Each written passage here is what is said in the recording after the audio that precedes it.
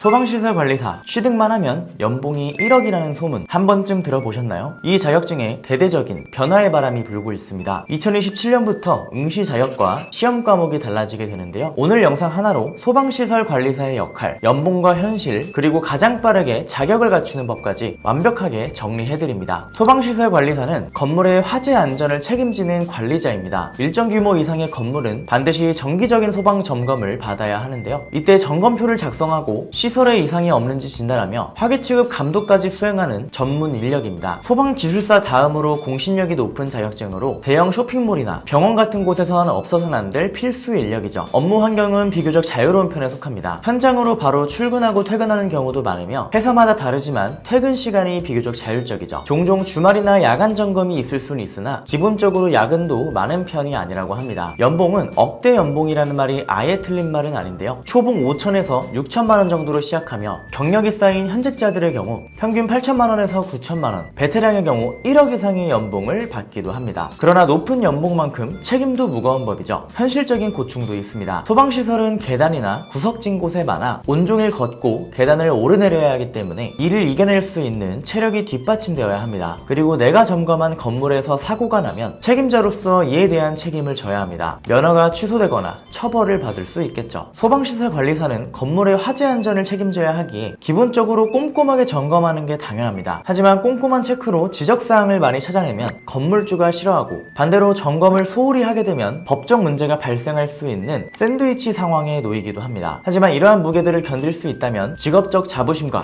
보상은 확실한 직업입니다. 현재 소방시설 관리사가 많이 언급되는 이유죠. 2027년 개편안입니다. 크게 두 가지가 있는데요. 기존에는 기사 취득 후 경력 2년이 필수였지만 이제 소방설비기사 자격증만 있으면 경력 없이도 바로 응시가 가능해집니다. 진입장벽이 대폭 낮아진 거죠. 2차 시험의 최대 난관이었던 계산 문제가 없어지고 암기 위주의 실무 과목 2개로 재편됩니다. 계산 문제가 약한 분들에겐 희소식이겠죠. 합격률을 봐도 2차에서 굉장히 낮은 통계를 나타내고 있죠. 물론 그럼에도 불구하고 여전히 난도는 높을 것이기 때문에 최소 1년 정도의 계획을 세워 준비해 주시는 게 좋습니다. 개편된 시험 조건을 갖추기 위해 소방설비기사를 빠르게 준비하는 게 필수 전략이 될 텐데요. 소방설비기사는 관련 전공 4년제 대학을 졸업하거나 관련 분야 4년 이상의 경력이 있어야 합니다. 그 외에 산업기사 취득 후 경력 1년, 관련 전공 2년제 졸업 후 경력 2년 이상 등 다양한 조건 중 하나만 충족해 주시면 취득이 가능하죠. 문제는 비전공자나 고졸인 경우 기사시험 응시 자체가 안 되는 분들입니다. 이때 가장 빠르고 효율적인 해결책은 바로